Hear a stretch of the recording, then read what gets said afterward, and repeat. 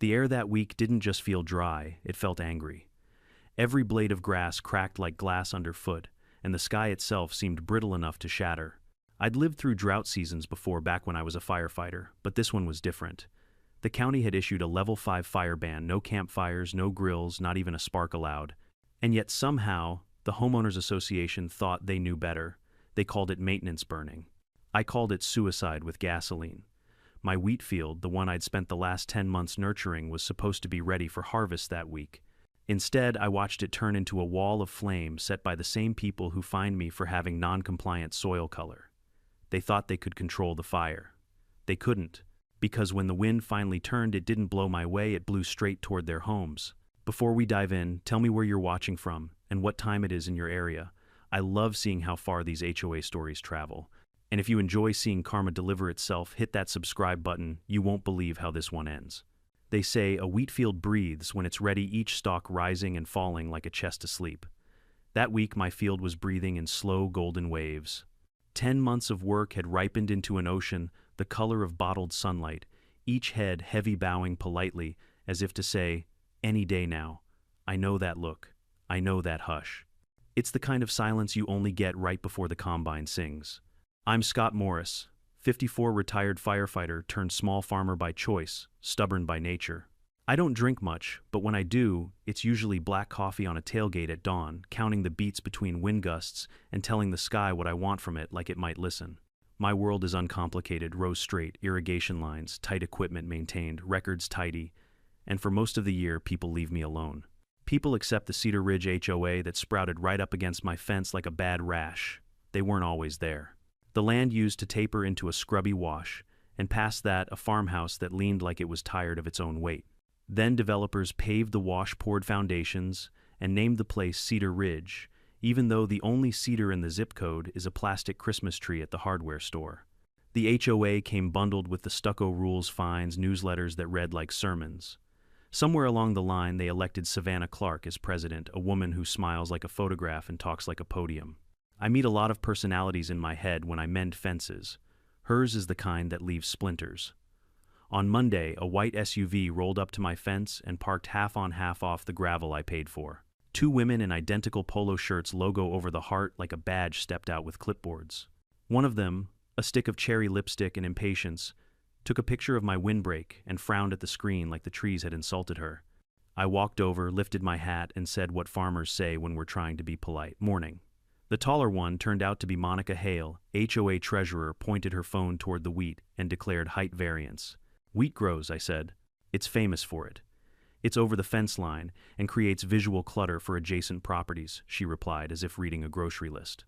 The other woman scribbled visual clutter like she'd been waiting all week to use it. Adjacent properties move next to a farm, I said evenly. It's going to look like a farm. A third car arrived. Sleek, black, coiffed. Savannah stepped out like a news anchor walking into a story. She didn't waste time. Mr. Morris, we've received multiple complaints. The field is unsightly, and the dry grass presents a hazard. We'll be conducting a maintenance burn on the common strip this week, under controlled conditions, so you'll need to clear your boundary. Maintenance burn, I asked? We're under a level 5 ban. The county spelled it in bold. No burns, no grills, no bracelets with sparklers. The wind's a loaded gun. Savannah produced a smile that made my shoulders itch. We have it covered. Exemption for landscaping. Our contractor is certified. Let me guess, I said. Greenland Resources. A little quiver in her eyelid. We've had a productive relationship. I'll bet I said, tell your productive relationship that if they bring open flame within 50 feet of my wheat, the only productive thing that'll happen is paperwork. A lot of it. She pivoted to Monica. Document his refusal to cooperate. I pulled my phone, opened the county's PDF, and held it up. There is no exemption for open burn during a level 5. I confirmed this morning. I also sent your board a certified letter last Friday. You signed for it, Monica. Nice cursive. You don't get to pretend the law is a suggestion because the stucco needs a photo shoot. Savannah glanced past me at the field. The wind pushed a ripple through it. The heads flashed white gold and settled. She lifted her chin. We'll be in touch, Mr. Morris. They left behind hot tire marks and a flyer on my fence, titled Creating Harmony Through Consistency. I read it then, used it to shim the wobbly leg of my workbench. Best use it was going to get. By noon, the sun had the hard white edge it gets before the wind decides to rearrange counties. I checked the moisture at the roots just right. I walked the boundary, tightened a section of wire, and retaped the blue flags that kept the combine operator honest when the time came. I texted my daughter, Lily, who was at school. Heads look perfect. 3 more days if the wind behaves. She replied with a weed emoji and a heart, the modern version of a high five. At 2 o'clock, I heard the rattle of a utility trailer. Over the crest, a crew rolled in along the HOA's side of the fence. 3 men in bright yellow vests, and that particular brand of confident incompetence people wear when they think rules are for other folks. They started unloading burn barrels and propane like it was tailgate Saturday. I walked over slow as deliberate, slow as nobody can say you rushed a fight. "Afternoon, fellas," I said. "You planning to light those barrels today?" The oldest of the 3 40-something and sunburned jerked a thumb over his shoulder. "We just do what the lady says." "That lady's about to move you into a felony," I said. "You see this?" I held up the county PDF again. "No burn. None. No exception. You want a clear brush? I've got a mower and a rope. I'll pull it for you myself. But you light a flame next to my field, and I promise you a camera will be the least of your problems." The youngest worker kid with a patchy beard shifted from foot to foot. "We were told it's permitted." "By who?" "Trevor," he said. "Trevor Cole." He said HOA cleared it. "Trevor can tell the judge," I said, and turned the phone to camera mode. The red light usually does more than words. "Pack the burners. Do your trimming with metal, not fire." They hesitated. The kid started unscrewing a propane line like a man who suddenly remembered he left the stove on at home. The older guy cursed under his breath but backed off. They tossed the barrels into the trailer with the sulking thud of equipment that didn't get to be stupid today, and they drove away. That evening, I sent another email, attached the PDF again, CC'd the fire marshal's office and the HOA board, including Savannah. I included photos, barrels, tanks, the truck's plate. A clean subject line for the jury I hoped I'd never need: "Unauthorized burn prep observed on 6, under county ban." I printed copies and filed them in a manila folder labeled "If, When." Firefighters love contingencies. Retired ones marry them. Tuesday gave me a gift. Sunrise sky-washed pink, like strawberries in milk. I took a long lap around the field, heads tight, stems proud. I ran the pump, checked for leaks, and listened to the happy hiss of water under pressure. On the HOA side, someone had laid a line of gravel, so new it still smelled like the quarry, and stuck little white flags that said "Restoration Zone," as if the ground were a patient in recovery. No crew, no barrels. I let myself breathe. At 10, I drove into town for diesel gloves and a spare belt for the auger because augers snap belts the way Mondays break plans. I was gone 90 minutes. When I turned onto my road, I saw a black scorch at the corner of the common strip 20 feet from my fence, a long oval of cooked weeds and gray ash like a tongue stuck out in mockery. Someone had lit something. Not a bonfire, the pattern didn't match, but a burn. A test. A dare. I parked in the gravel, walked to the fence, and crouched. Heat still radiated through the gravel. I pressed a knuckle to it and hissed, recent enough to be stupid, not recent enough for me to find who did it. A line of my drip tubing along the edge was melted into a sad, wrinkled grin. I followed the char into the HOA side and found a squash nozzle half fused to the dirt-cheap plastic, or a regulator someone dropped when the flame coughed. No apology note. No notice on my door. No call. I took photos from 4 angles and a short video narrating the date-time coordinates, wind speed from my little Kestrel, because detail wins fights.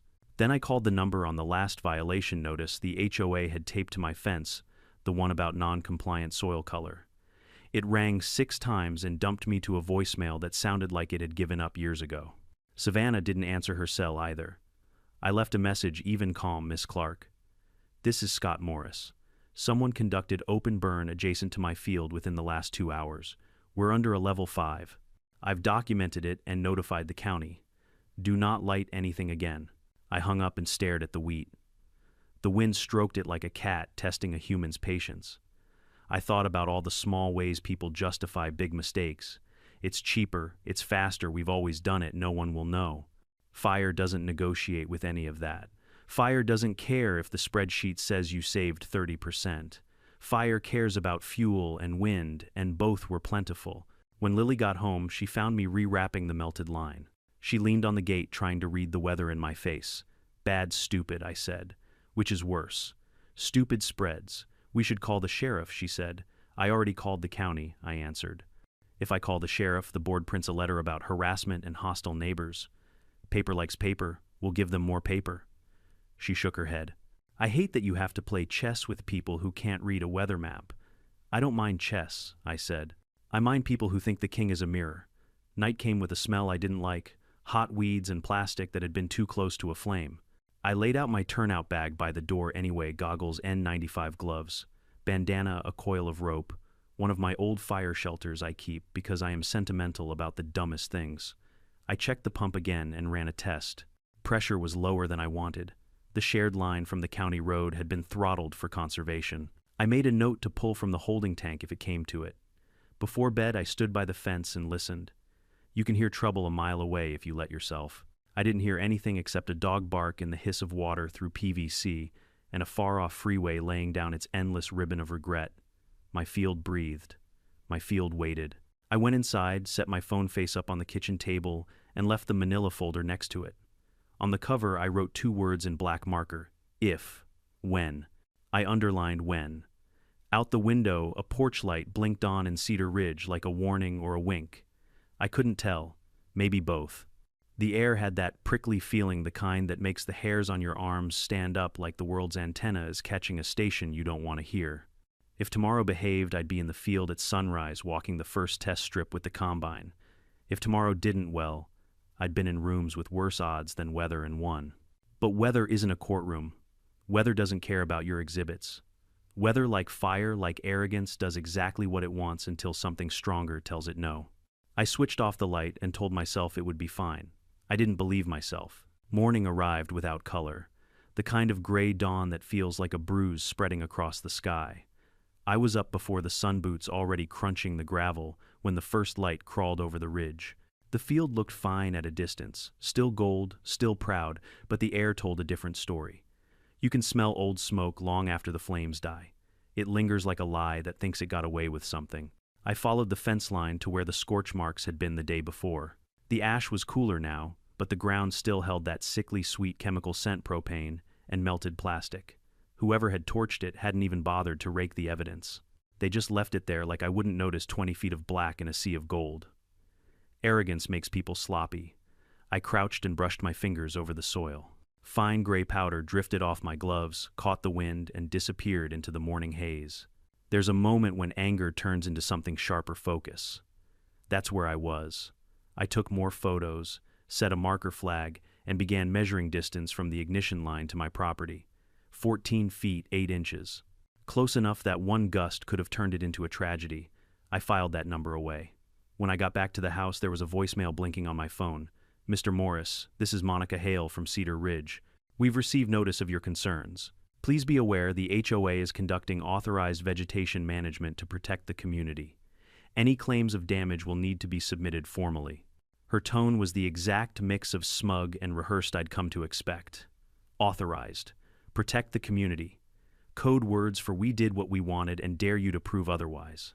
I poured coffee black and bitter and wrote the timestamp on a sticky note, 0716 a.m., Monica Hale, admission of burn.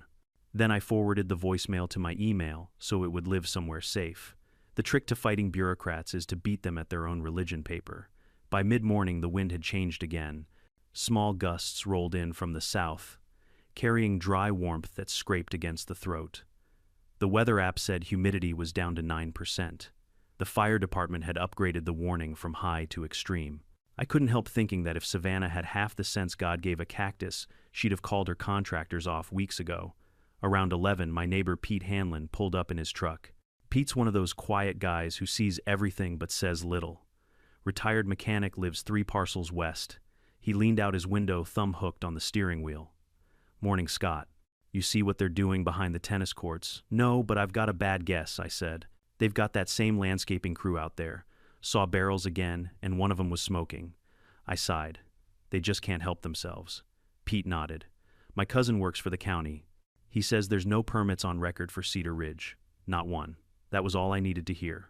Appreciate the intel, Pete. If the wind shifts again, you get your wife and dogs out first, you hear? He nodded solemnly and drove off, gravel popping under his tires.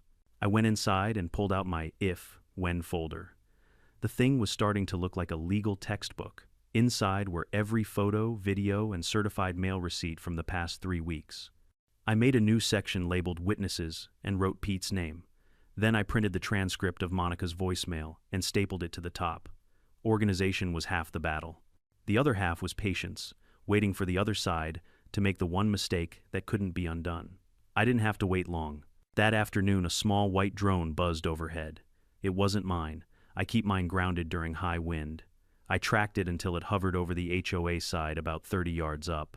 A logo flashed on its tail, Cedar Ridge Safety Initiative. I almost laughed.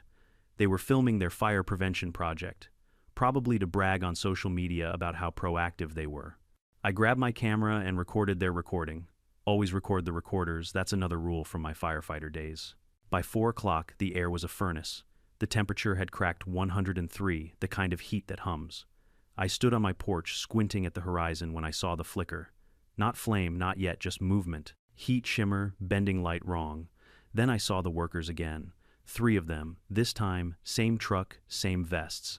They were back behind the gravel line, unloading tools. This time, I didn't bother walking.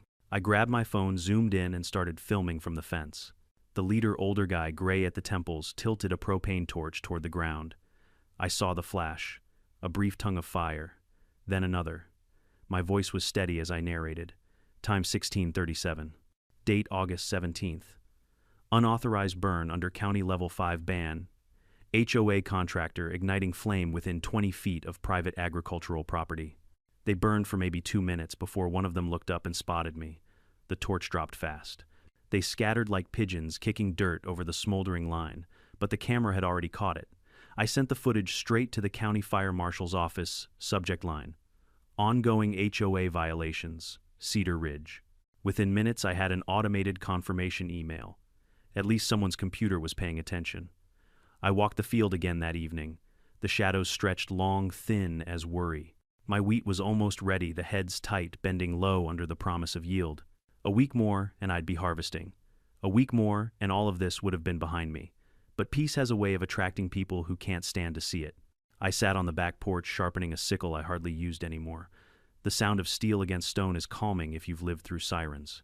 The world quieted around me, crickets tuning up the faint buzz of power lines, the far-off laughter of kids from the subdivision. For a minute, I almost forgot there was a war brewing at the fence line. Then my phone dinged. New email. Subject violation notice.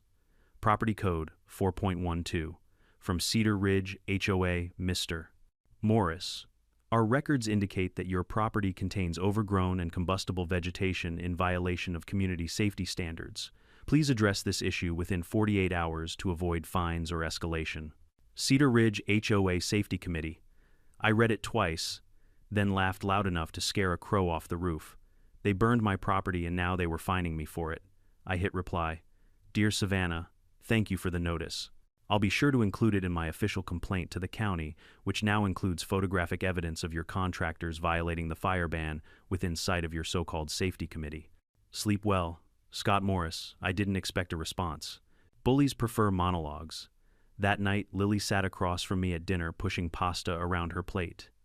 They're not going to stop, are they? She asked. No, I said. They think they can't be touched. Then what do? Same thing you do with fire. Starve it, contain it, and wait for it to eat its own fuel. She smiled faintly. You sound like Grandpa. Yeah, I said. He'd have hated these people. Outside, the wind rattled the windows like someone testing the lock. I didn't like that sound. I went to the shed, filled the tank of my water pump, and laid out extra hose lengths just in case. The forecast promised dry lightning in the hills, and dry lightning likes to share. I didn't sleep much.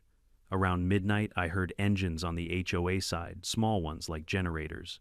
I slipped outside in the dark barefoot on the cool dirt. Over the fence, I saw faint orange glows flickering low and shadows moving. They were burning again. Quiet this time, smaller piles maybe, but still flame. The nerve of it hit me like a slap. I raised my phone, recorded from the dark. The wind caught a bit of smoke and tossed it straight toward me. My eyes watered, and for a heartbeat, I was back on a wildfire line in 2007 ash, in my teeth radios screaming the sky, trying to crush us. The memory brought something sharp to my chest, something I hadn't felt in years, fear clean and cold. I retreated inside, called the county fire hotline again, and left a detailed message. I quoted the timestamp down to the second. Then I sent the footage. It wasn't anger anymore. It was inevitability. They'd keep burning until nature decided to finish what they started. At 3 a.m., the wind shifted. I smelled it before I heard it, a subtle change in direction, the scent of static. The Santa Anas had arrived early. They roared through the valley like a living thing, bending trees and slamming loose shutters. I stood on the porch and watched my wheat bend in one direction, then another, each stalk whipping under invisible fists. The sky flashed distant lightning, dry, silent, dangerous. Somewhere behind the ridge I saw the faintest red glow like a cigarette tip on the horizon. My stomach dropped. That glow wasn't lightning. I grabbed my old turnout coat, jammed on boots, and ran for the truck. The wind howled past my ears, carrying the sound of crackling from somewhere too close. When I rounded the bend toward the eastern fence line, I saw flames creeping along the brush, eating their way toward the field, exactly where the scorch marks had been. The HOA's last little maintenance burn had come back to life. Son of a, I gunned the engine, raced to the water pump, and fired it up. The pressure gauge trembled barely above half. Not enough. I ran the hose anyway, spraying the edge of the fire line, but the wind laughed at me, tossing embers into fresh tinder. The flames hissed, retreated, then came back angrier. From the far side, I could hear shouting voices from the HOA district, maybe the contractors, maybe Savannah herself. I couldn't make out words over the wind, but I heard panic. It was the sound of people realizing too late that control was an illusion. Lily appeared at the porch in her robe, phone in hand. "Dad," she yelled. The wind look, I looked up. The embers weren't drifting north anymore. They were arcing west, straight toward the HOA. The fire I'd been fighting for hours finally found new fuel. And this time, it wasn't mine. It started with a sound I'll never forget, a low, guttural moan rolling across the valley like the earth itself, exhaling after holding its breath too long. That's how the Santa Ana winds announce themselves. No warning, no mercy, just a hard slap that rips the quiet right out of you. By the time I made it back to the porch, the wind had turned vicious.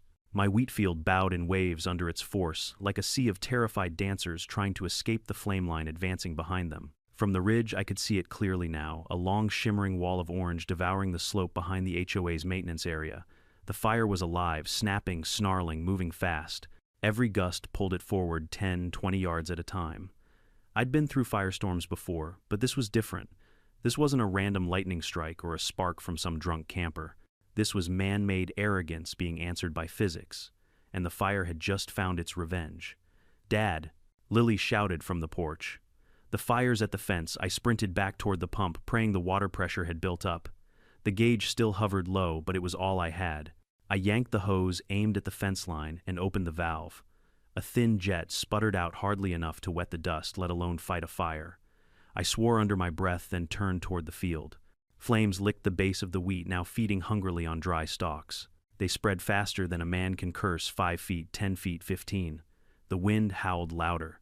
Sparks spiraled upward, carried toward the very houses that had been built too close to my land. "Lily, get to the truck," I yelled.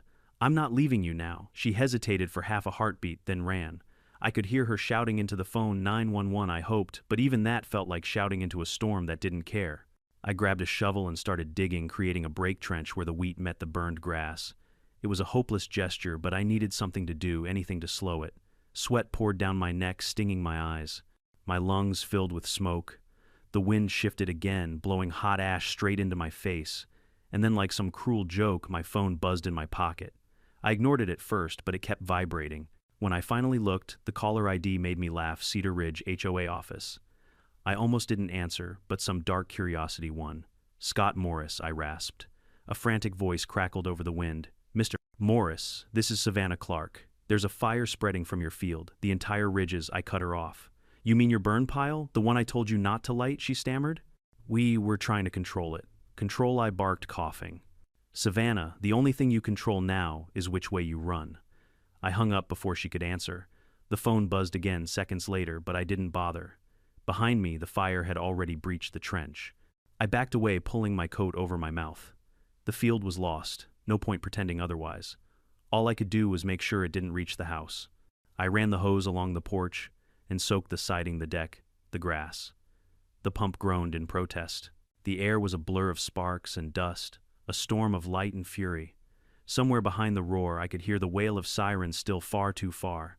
Then came a new sound: explosions. Not massive, but sharp and ugly, like gunshots cracking through the night. I turned toward the subdivision and saw them: HOA maintenance trucks, the same ones I'd filmed earlier, now burning on the curb. Propane tanks in their beds went off like fireworks. One of them rocketed into the air, trailing sparks before it smashed into a street lamp and blew it out. For a moment, the neighborhood vanished behind smoke. Roofs disappeared. Only the glow remained pulsing, like the heartbeat of something monstrous. I stood there numb until Lily grabbed my arm. Her eyes were wide-streaked with soot. "Dad, we have to go. The wind's pushing it back this way. I'm not leaving the house." She shook her head hard. "It's just a house. You can rebuild it." But she didn't understand. That land wasn't just soil. It was my father's, my grandfather's. Every fence post, every line of irrigation was a story, a memory. Leaving it to burn felt like abandoning them all over again. Still, I knew she was right. The fire was a predator now, and we were in its path. We ran to the truck, the air thick enough to chew. I turned the key, engine caught, thank God, and we tore down the gravel road toward the county highway. Through the mirror, I saw my field erupt in full flame, a roaring orange wave that rolled straight through the wheat and leapt the ditch. And then something miraculous, or maybe poetic, happened. The wind turned again. Not by much, just enough. The fire shifted direction, veering northeast right into Cedar Ridge. The same wind that had carried embers toward my land now dragged them back across the manicured lawns, the decorative fences, the houses with perfect beige siding and no trespassing signs hammered into gravel. "Dad, it's going into the neighborhood," Lily whispered. I didn't answer. I couldn't. Watching it felt like staring into a dream you didn't want but knew had to happen. We parked by the old irrigation reservoir up the hill and got out, keeping low against the wind. From there, we could see everything: the flames racing down the HOA's main street, Sycamore Lane, where Savannah's house sat like a crown jewel. Sprinklers sputtered to life, pathetically spraying mist into an inferno. The fire found the cedar fences, first cheap, untreated wood, and ate them like kindling. It jumped from yard to yard, igniting synthetic decks and propane grills.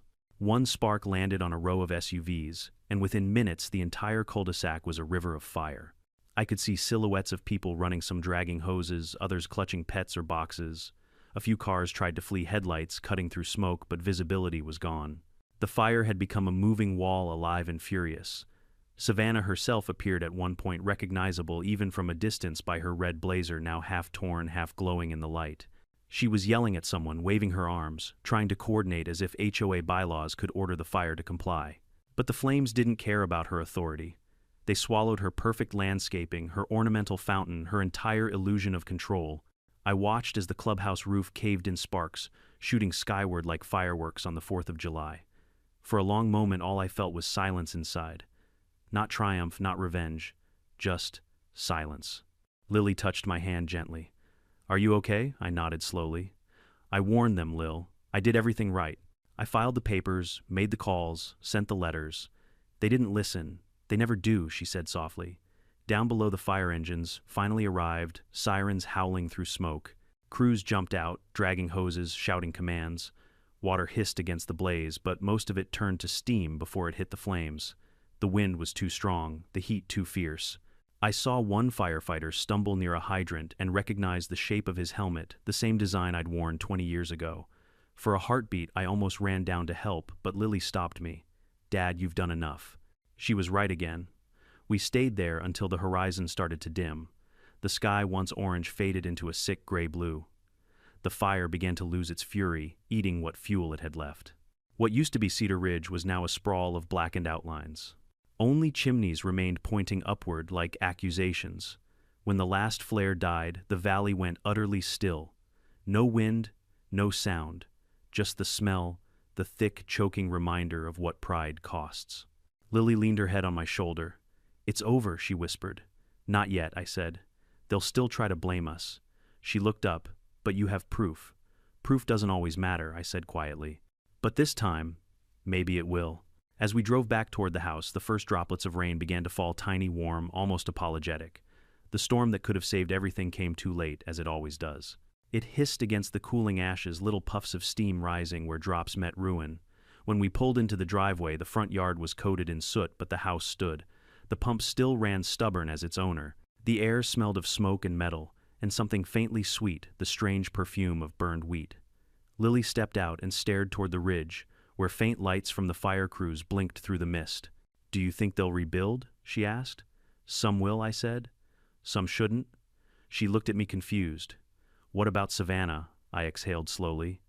I think tonight she learned what control really looks like. I didn't say the rest, that the only thing you ever control in a fire is what you lose first. The next morning, when the county trucks rolled through and the reporters showed up, they found me standing by the fence again, just like always. My field was gone, yes, but my house stood, and the truth was about to stand with it. The fire that destroyed my crop hadn't just burned my land, it had rewritten the balance. And the story of Cedar Ridge was only just beginning. When the dawn finally came, it didn't look like morning. The light was wrong, pale orange, bleeding through a haze that felt too heavy to be fog. The world smelled like a burnt nail. My throat ached, and every breath carried the taste of iron and ash. From my porch I could see it all. My wheat field, once gold and full of life, was now a black desert, ridges of cracked soil, the ghost outlines of where irrigation lines had run. A few stubborn stalks still stood charred, but upright, like soldiers who hadn't realized the war was lost. For a while I just stood there, coffee in hand, letting the steam mingle with the smoke curling off the ground. The silence was the worst part. No birds, no insects, not even the sound of the wind that had started it all. The fire had burned away noise itself. Lily stepped outside, wrapped in a hoodie 2 sizes too big. Her face was pale, her eyes rimmed red from smoke and sleeplessness. "Is it really over?" she asked softly.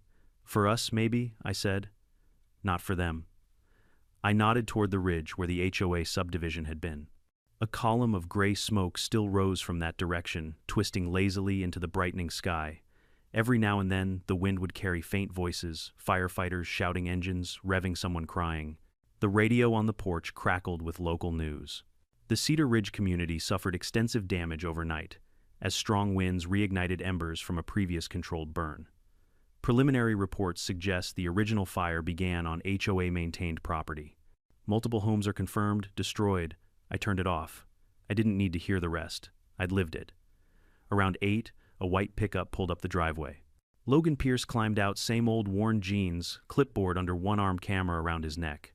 He'd spent 30 years as a county fire investigator before retiring, but once a firefighter, always a firefighter.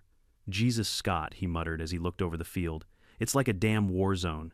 "Yeah," I said, "and the enemy never even knew they were in one." He crouched, sifted some ash through his gloved fingers, then shook his head.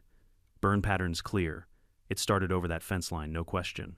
You can even see where it jumped, the heat's different on your side." This was fresh oxygen feeding old embers.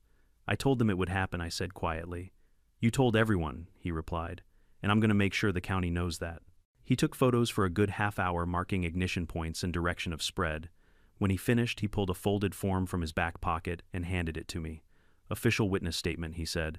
"You write it in your words, I'll sign as verification. You'll want to keep a copy for the county fire marshal. I already called him, he's sending a team this afternoon." I stared at the paper for a moment. The top line read, "Incident origin suspected human negligence." I wrote the date, time, and one simple sentence: I warned them this would happen. Logan nodded. Short, clear, and true. That's all they'll need. By noon, the investigators arrived, 3 county trucks with fire marshal decals and a 4th from the sheriff's department. The lead was a tall man in tan uniform, broad-shouldered, with a nameplate that read, "Mark Grant." I'd met him years ago on a wildfire near Big Bear. The kind of man who didn't say much because he didn't have to. He shook my hand firmly. "Scott Morris. Heard you've been through hell. Twice, actually," I said. "The first time when they lit it. The second when they blamed me for it." His jaw tightened. "We'll see about that." They spent the next few hours combing through what was left. They measured burn patterns, took soil samples, cataloged debris.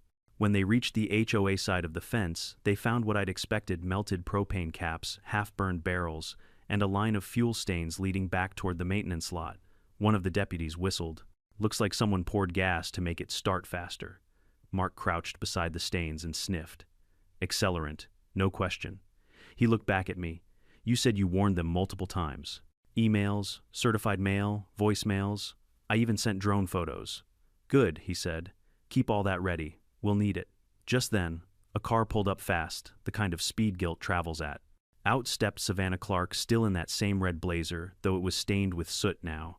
Her hair was wild, her face streaked with smoke, but her tone hadn't lost its edge. "Mr. Morris," she snapped. "I hope you're proud of yourself. Your negligence destroyed half our community." Mark straightened immediately. "Ma'am, this is an active investigation. You're not authorized to," she cut him off. "I'm the president of Cedar Ridge HOA. I am authorized." This man refused to maintain a proper fire barrier. His overgrown wheat field, I laughed, sharp and humorless. "Lady, you burned a field of green wheat and managed to torch your own homes. Congratulations." Savannah's lips trembled, but she pressed on. "We had permits." The fire was contained until Mark held up a hand. "No, ma'am, you had nothing. County records show 0 permits issued to Cedar Ridge HOA this month, and we've already confirmed ignition points inside your property." If I were you, I'd stop talking. That shut her up. For a moment anyway. I turned away before my temper got the better of me. The last thing I needed was to be the headline that distracted from the truth. By evening, news vans lined the highway. Reporters with perfect hair pointed microphones at the smoldering remains of Cedar Ridge, narrating phrases like community tragedy and unforeseen disaster. None of them said what really mattered, that it was all preventable. Logan found me leaning on my truck, staring at the black horizon. "Word's spreading fast," he said. "The story's already on Channel 7. They're calling it the HOA Firestorm." "Catchy," I muttered. "Almost sounds like a bad movie." "Except this one's got evidence," he said, handing me a flash drive. "Drone footage from one of the neighbors. Caught the crew lighting up last week. You can even see Savannah's car parked right there." I took the drive, turned it over in my hand. It felt heavier than metal should. "You think the county will actually charge them?" "Oh, they will," Logan said. "Between the burn ban, property damage, and reckless endangerment, they're cooked. The only question is how high up it goes." I nodded, staring back toward the ridge where the HOA's houses once stood. The smoke was thinner, now curling like whispers against the setting sun. It wasn't satisfaction, I felt just exhaustion. Lily came out carrying 2 mugs of coffee. She handed one to Logan and the other to me. "I talked to some of the neighbors," she said quietly. "They're furious at the HOA. A few are already calling lawyers." "Good," I said. "The more voices, the harder it is for Savannah to twist the story." "Do you think she'll try?" Lily asked. I smirked. People like her always do. They'd rather rebuild the lie than face the ashes. That night, the investigators wrapped up their work. Mark Grant approached me before leaving. "Scott," he said, "we'll file the preliminary report tomorrow. You'll get a copy, but between us, it's clear cut. The HOA violated county law, started the fire, and then failed to contain it. They're liable for everything that burned, including your field." I nodded slowly. "Appreciate it, Mark." He hesitated a second, then added, "You did everything right, you know. Some folks would have taken matters into their own hands." "Yeah," I said, glancing toward the black horizon. "And that's the difference between revenge and justice. One burns fast, the other burns long. When the trucks pulled away, the night grew quiet again." I sat on the porch with Lily, neither of us speaking for a while. The sky above was streaked red and gray, and the faint smell of smoke clung to everything, the kind of smell that lingers in your clothes no matter how many times you wash them. Finally, Lily broke the silence. "What now?" I took a long sip of coffee, feeling the heat steady my hands. "Now we make sure the truth doesn't burn out with the fire." "Think they'll ever apologize?" she asked. I chuckled. Savannah. She'd rather set herself on fire than admit she's wrong. We sat there until the stars came out, tiny pinpricks of clean light above a dirty world.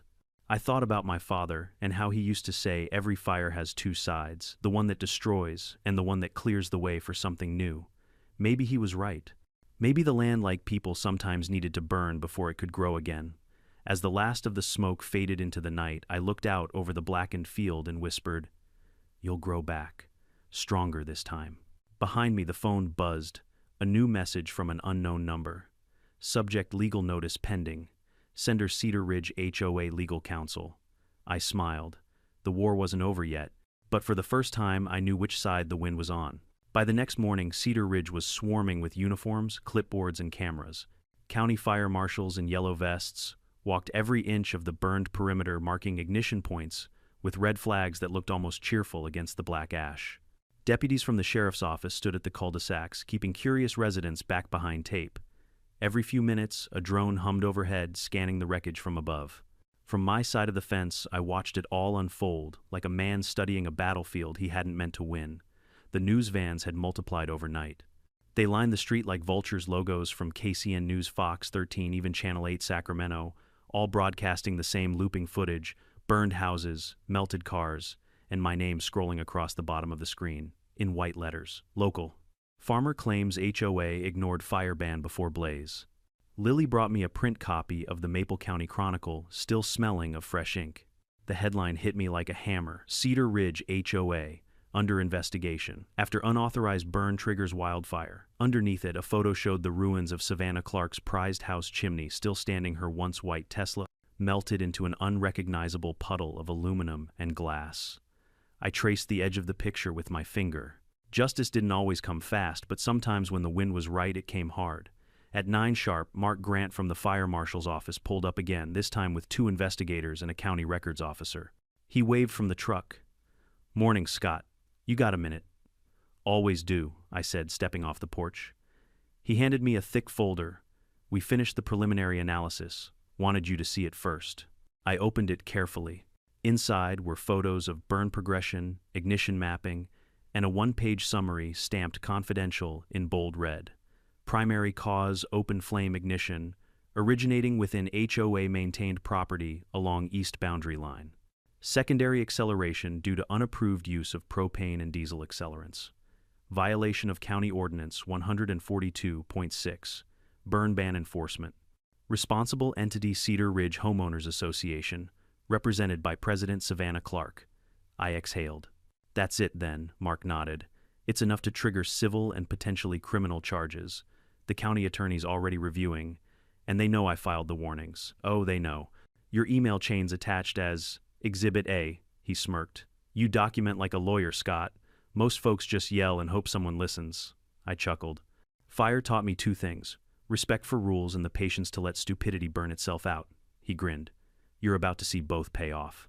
Behind us, a county photographer snapped pictures of the melted HOA signage that once read Cedar Ridge Community, a harmony of living. Now it just said Cedar Ridge, a harm, before the letters warped into blackened plastic. Somehow that felt perfect. By noon, Savannah herself appeared again, this time flanked by 2 lawyers in crisp gray suits and a public relations consultant who looked like she'd stepped out of a commercial for bottled water. They didn't look at me when they passed. One of the attorneys was on the phone barking something about mitigating liability exposure. Savannah's eyes caught mine for half a second, and I could see it, the brittle mix of fury and fear, the realization that her title didn't mean a damn thing anymore. Later that afternoon, I got a call from an unfamiliar number. "Mr. Morris, this is Detective James O'Donnell with Maple County Sheriff's Arson Task Force." "You got a minute, depends who you're calling for." "For yourself," he said evenly. "We'd like to schedule a statement regarding the HOA incident. Not as a suspect, relax, but as the complainant." I agreed to meet him at the county building the next day. Before hanging up, he added, "Bring copies of everything you filed before the fire, emails, photos, certified receipts. We'll want originals too." "Don't worry," I said. I've been preparing for this day since the first burn barrel showed up. That evening, the neighborhood was ghostly quiet. No laughter, no dogs barking, no cars passing. The air still carried the sour tang of burnt vinyl. Across the road, a few surviving residents shuffled through debris, wearing N95 masks and disbelief. I watched one man, a young father, pull a half-melted bicycle from the rubble of his garage. He turned it over in his hands, the handlebars sagging like wilted flowers. His wife just stood beside him, holding their daughter, both staring as if trying to convince themselves it wasn't real. Lily stood next to me on the porch, arms crossed. "They didn't deserve this," she murmured. "No," I said softly, "but they followed the people who did." She frowned. "Do you think Savannah will ever admit fault?" "She'll admit nothing until her lawyer tells her it's billable." The next morning I arrived at the sheriff's office right on time. Detective O'Donnell was a stocky man with the calm voice of someone who'd heard every lie known to mankind. He led me into a conference room, set down a recorder, and hit the button. "Mr. Morris, for the record, please confirm your role in the events of August 17th. I'm the property owner adjacent to Cedar Ridge HOA. My wheat field borders their eastern maintenance area. I filed 2 written complaints and 3 emails warning about open burning during a county fire ban." He nodded. "And these are the copies." I slid a folder across the table, chronological with tracking numbers. He flipped through the papers slowly, his eyes narrowing. "You even attached the fire marshal's bulletin from that week. That's good. That's airtight. I learned from my old job. I used to run suppression teams back in the day. Knew what a burn ban means." "Yeah, I saw that on your file," he said. "Firefighter. Explains a lot." He paused, then added quietly, "You're not going to like this part, but I need to ask. The HOA's attorney is claiming your field contributed to the spread of the fire, lack of defensible space, overgrown brush, that sort of thing." I smiled thinly. My field was green wheat, not brush. It had irrigation lines running that day. They can spin whatever story they want, but I've got satellite data showing soil moisture. You can't ignite something that's alive and wet. He nodded approvingly. "Good answer. You'll be fine." He closed the folder and leaned back. "We've interviewed 5 witnesses already, neighbors, contractors, even a landscaper who worked under the HOA. One of them mentioned Savannah ordered her crew to speed up cleanup before the inspectors come snooping. Does that sound right to you?" "It sounds exactly right," I said. "And she didn't mean inspectors, she meant me." O'Donnell cracked a grin. "Guess she got her inspection anyway." 2 days later, the county issued its official press release. It hit the news like a thunderclap. Maple County Fire Investigation finds HOA at fault in 1200-acre blaze. Officials have determined that the Cedar Ridge Homeowners Association violated multiple county fire regulations by conducting unauthorized burns during an NEPC active Level 5 fire ban. The association faces potential charges of gross negligence, property destruction, and violation of emergency safety orders.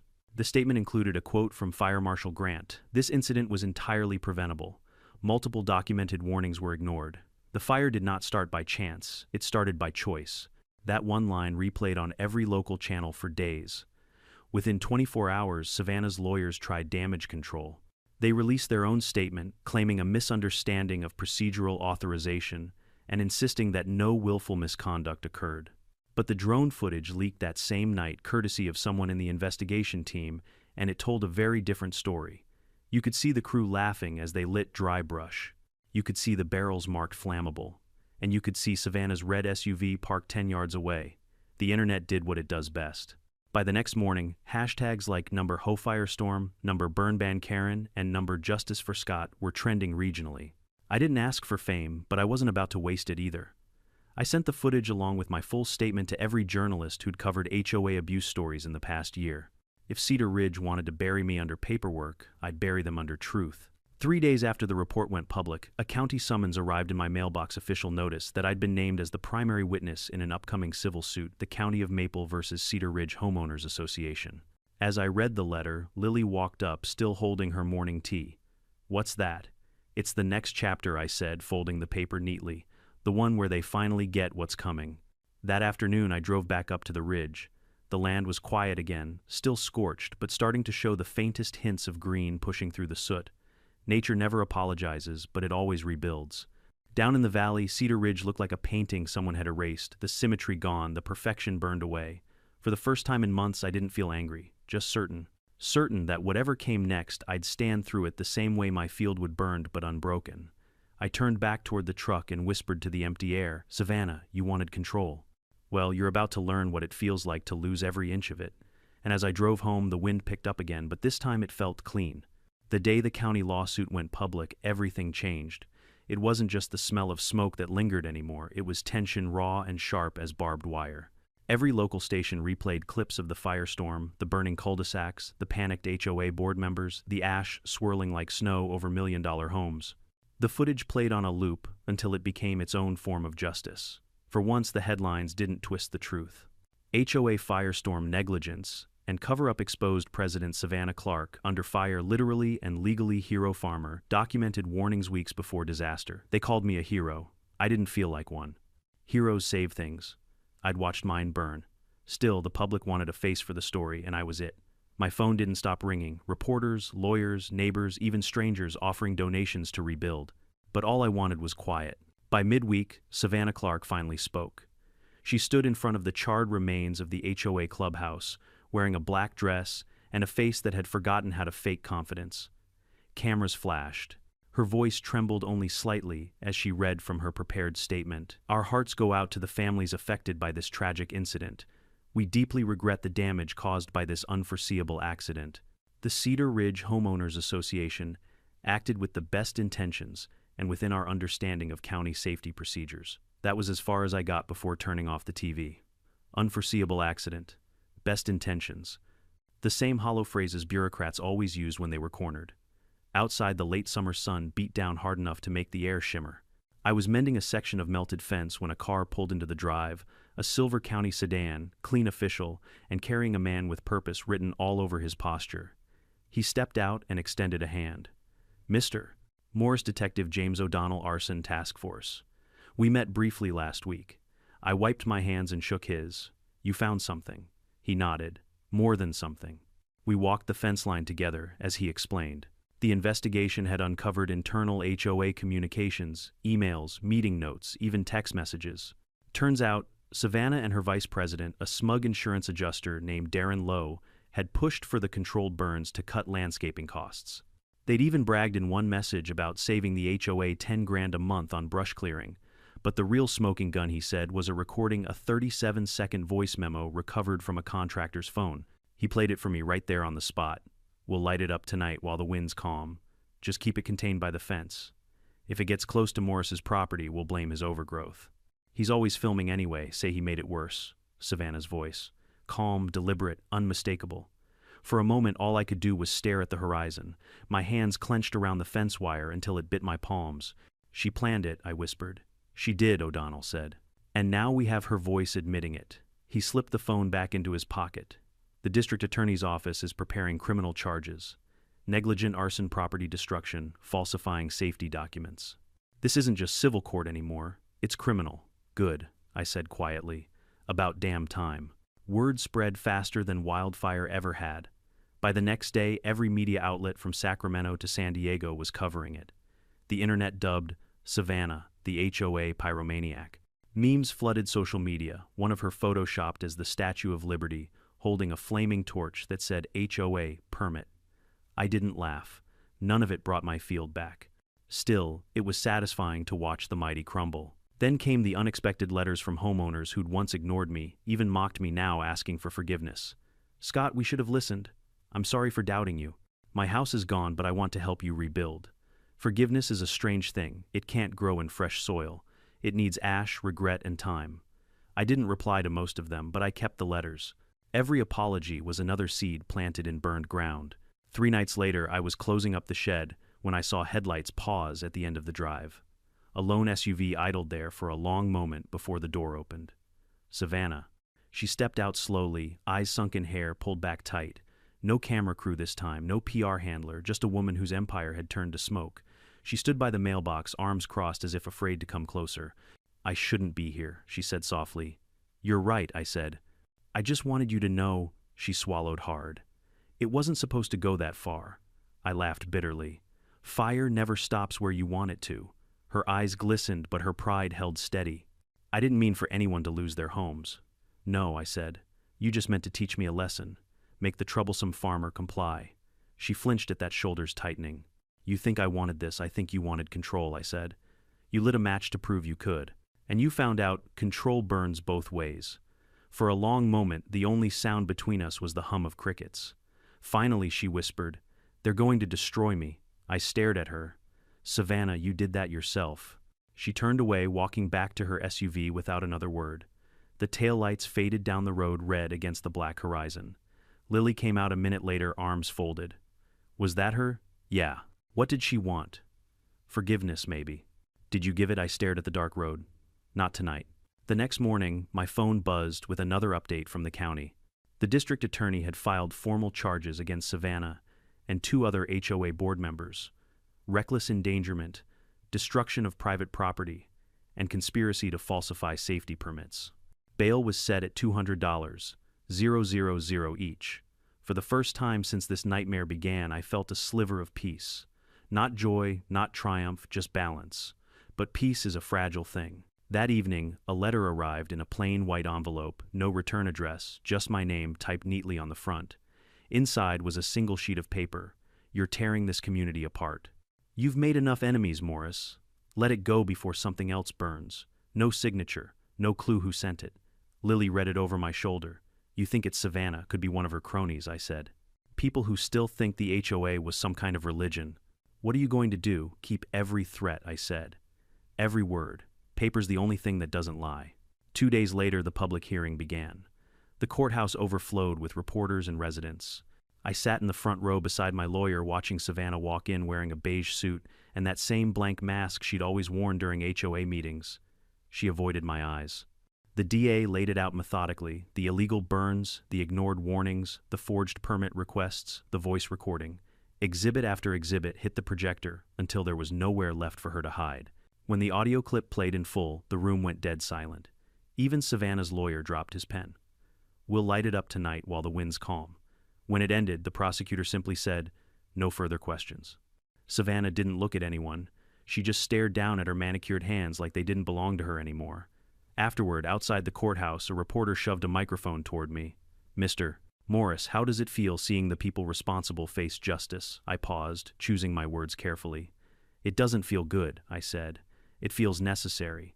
That quote ended up everywhere: TV, newspapers, online posts. People called it powerful. To me, it was just the truth. That night, Lily and I sat on the porch watching the stars push through the haze. The land was still dark and scarred, but life had started creeping back. Tiny green shoots poked through the black soil where wheat once stood. "Look," Lily said quietly. "It's growing again." "Yeah," I murmured. "It always does." She leaned her head against my shoulder. "Do you think they'll rebuild Cedar Ridge?" "Maybe," I said. "But it won't ever be the same. Once you've seen your own walls burn, you don't build them the same way again." We sat there a long while listening to the crickets, watching the moonlight glint off the new green. The air was cooler, now softer. For the first time in months, it didn't smell like fear, it smelled like rain. Somewhere out there, Savannah was waiting for a verdict. I didn't wish her harm. The fire had already done that. All I wanted now was for the truth to finish what it started, to burn away everything false, until only what mattered remained. And maybe when the ashes finally settled, we'd all see what was left worth saving. The trial began 6 weeks later, but the story had been burning across the state long before that. By the time Savannah Clark stepped into the courthouse, she wasn't just a disgraced HOA president, she was a symbol. Every news station called it something different. The fire that humbled the powerful, the HOA inferno, the blaze that burned the bylaws. For me, it was still personal. I wasn't there for headlines. I was there for the orchard my father never got to see again, for the field that had fed my neighbors for years, and for the promise that stupidity and arrogance wouldn't be allowed to masquerade as authority anymore. The courthouse itself looked old enough to remember the Great Depression stone walls, creaking wooden doors and ceilings that turned every whisper into an echo. The air smelled faintly of lemon cleaner and nerves. When I walked into the courtroom that first morning, Savannah was already there. She wore gray this time, no more red blazer, no more self-importance. Her lawyer, Michael Trent, stood beside her, sharp suit, slick words, dead eyes. Behind them sat 2 other former board members, Darren Lowe, the insurance adjuster, and Marcy Hill, the treasurer, who'd approved the payments to the fake landscaping company. The judge, Honorable Claire Winslow, entered with a face carved from patience and exhaustion. She was known for handling wildfire and environmental cases. I'd read about her fair, relentless, allergic to excuses. I liked her already. The DA, Rebecca Lane, started strong. She was young, maybe mid-30s, with the kind of calm fury that burns hotter than shouting ever could. She began with a single sentence that silenced the room. "This fire didn't start in the grass, it started in an office." Then she laid it out piece by piece. Emails, budget, cuts, the meeting minutes, where Savannah's voice could be heard, saying, "We'll handle it quietly." Next came the drone footage, the same one Logan Pierce had given me. It played on the courtroom screen, like a movie no one wanted to star in. There was the burn barrel, the crew laughing, the spark that started everything. The jury watched in absolute stillness. When the clip ended, Rebecca turned to them and said, "This isn't nature. This is negligence, wearing a name tag." Savannah's lawyer countered with what lawyers always do: deflection. He claimed the HOA had verbal clearance from a county contact that the fire's escalation was due to unpredictable winds, and that I, Scott Morris, had failed to maintain adequate defensible space. He even called me reckless for provoking the HOA with constant surveillance. When he said that, Savannah actually nodded. I leaned toward my lawyer, Lacey Turner, and muttered, "You think it's too late to install sprinklers in my patients?" Lacey smirked. "Don't worry. Their house of lies has dry timber.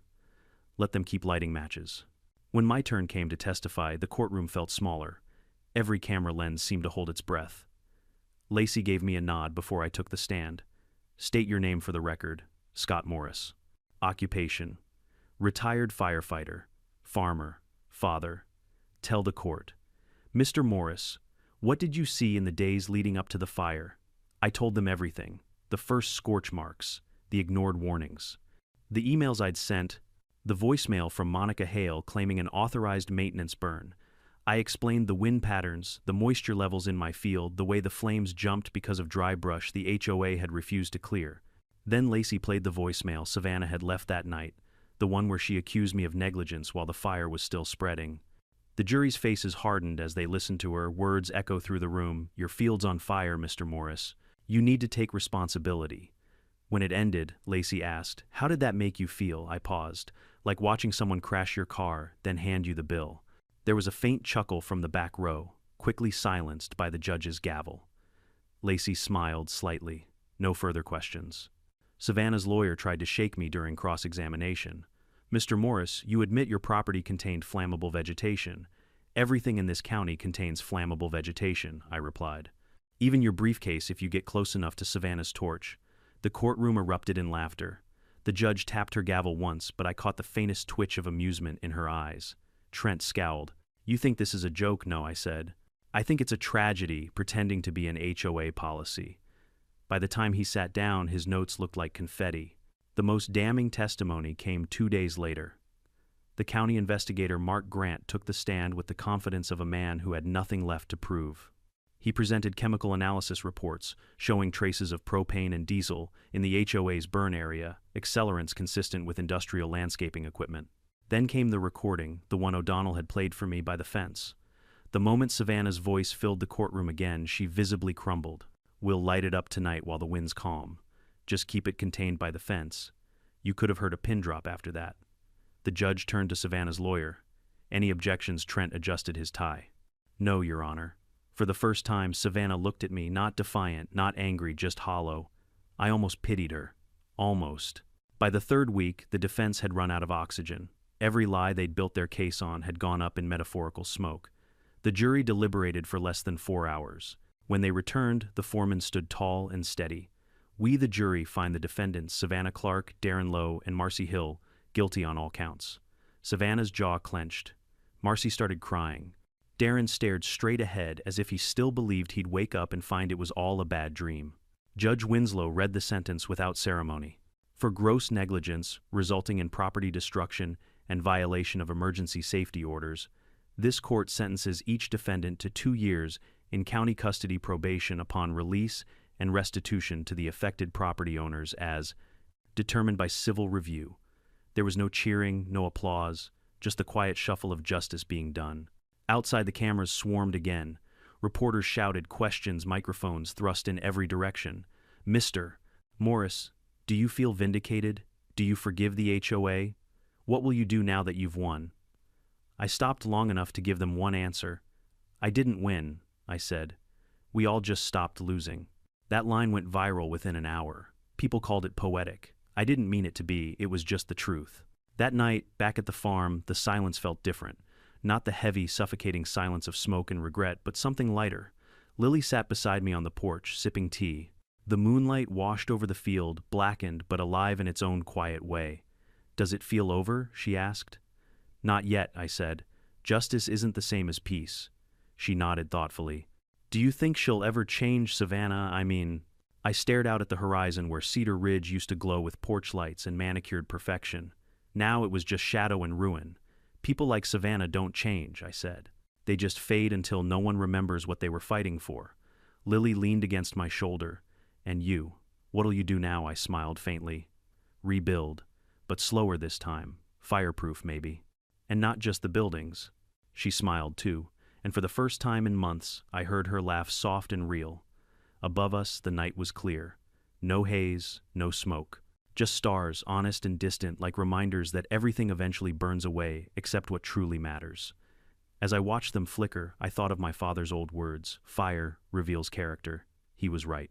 The fire had shown Savannah her arrogance, shown the HOA their hypocrisy, and shown me something I'd almost forgotten: resilience. You can lose everything and still come out standing. You just have to let the flames do their work and not follow them down. And as the wind picked up gentle this time, brushing across the black soil, I whispered into the night, "All right, old man, the field's yours again. But we're planting smarter this time." Somewhere deep in the dark, a single cricket answered. Maybe that was enough. The verdict should have been the ending, but life doesn't wrap up in neat court transcripts. When the gavel came down, it didn't erase the ash or rebuild the houses. It didn't bring back the golden wheat or my father's old orchard. It just left a silence wide, strange, and waiting to be filled. 2 months after the trial, the county sent me a check restitution from the HOA's insurance, though it barely covered half the damages. Money can't buy back decades of work, but it can buy lumber, irrigation lines, and seed. So that's what I did. The first morning of the replanting, I stood in the middle of the field with Lily beside me. The ground was still blackened in places, but shoots of green had begun to pierce through. We'd spent weeks clearing debris, turning soil, and digging trenches for water flow. The smell of fresh earth replaced the ghost of smoke. "Feels weird," Lily said, pushing her hands into her pockets. "Starting over in the same place, everything ended." I smiled faintly. That's what land is for. It forgets faster than people do. She looked around, squinting at the horizon. "You think the neighbors will come back?" "Some," I said. "The ones who learned something will. The rest will sell and move on, find another HOA that promises perfection." "Perfection doesn't exist," she said quietly. "Exactly," I replied. "But maybe community does." A week later, the county held a community forum in what used to be the Cedar Ridge clubhouse site. The walls were gone, but someone had set up a tent and folding chairs. The ashes had been cleared, replaced by a few picnic tables and wildflowers planted by volunteers. The sign out front read, "Cedar Ridge Community Renewal Meeting Open to All." When I arrived, the crowd surprised me. Dozens of former residents were there, some whose houses had burned, others who'd barely escaped the flames. Many still wore the look of disbelief that lingers long after disaster, but there was something else in their faces too: determination. At the front of the tent stood Deputy Grant and a few county officials. He spotted me and waved. "Morris, you made it. Wouldn't miss it," I said. He turned to address the group. "Folks, what happened here was preventable, and it's our job to make sure it never happens again. That's why we're working with residents to rebuild safely and transparently. No more closed-door meetings, no more self-appointed rulers. This time, the community decides." The crowd murmured approval. Someone raised a hand, a woman in her 50s, soot-stained jacket, sharp eyes.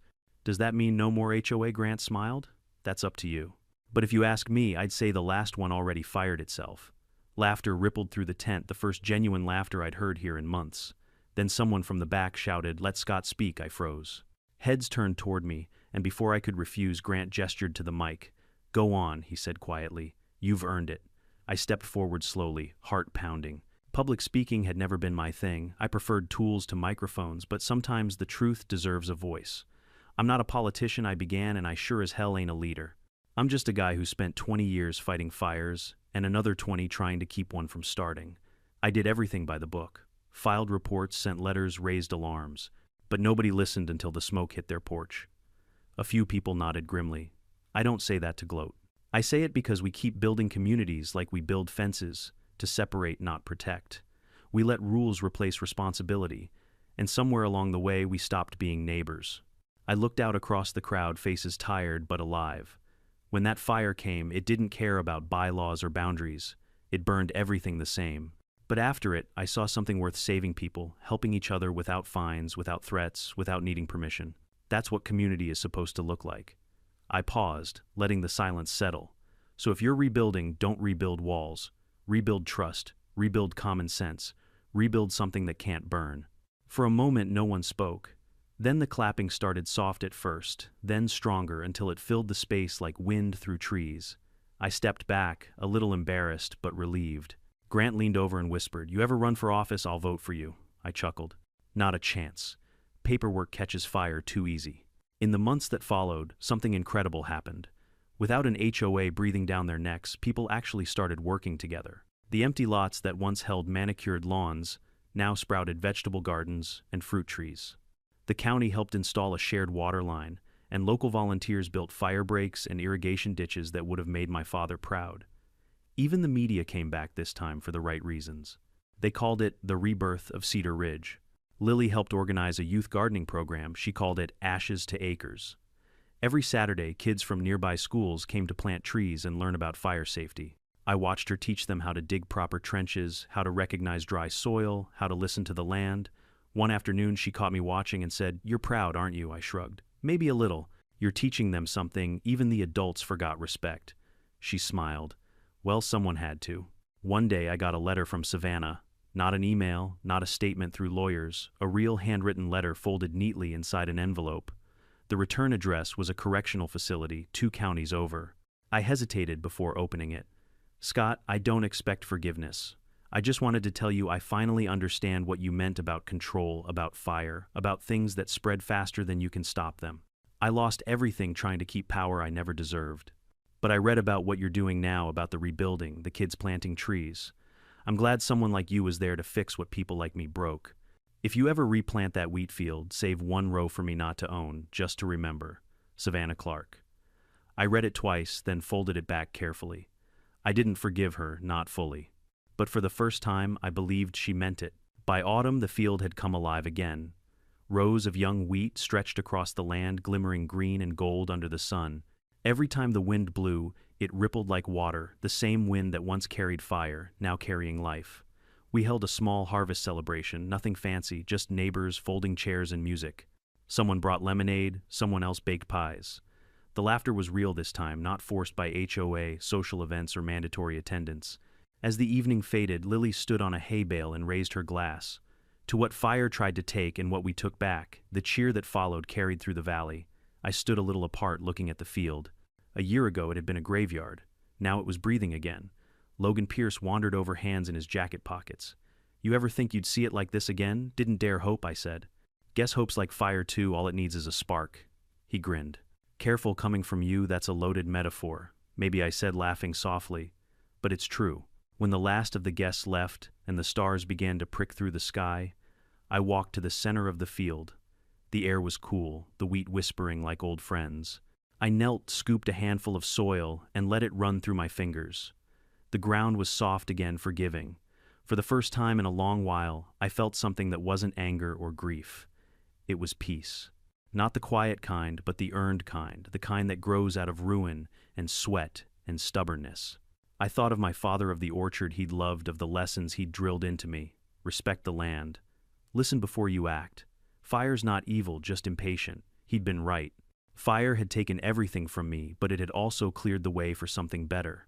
I stood, brushed the dirt off my hands, and looked out across the reborn valley. We're good, old man, I said softly. We're finally good.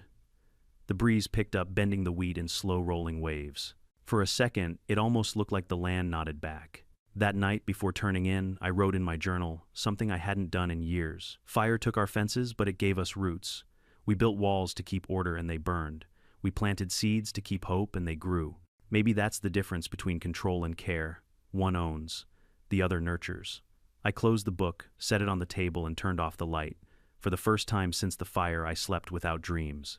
If this story taught me anything, it's that justice isn't about punishment. It's about rebuilding what arrogance destroys.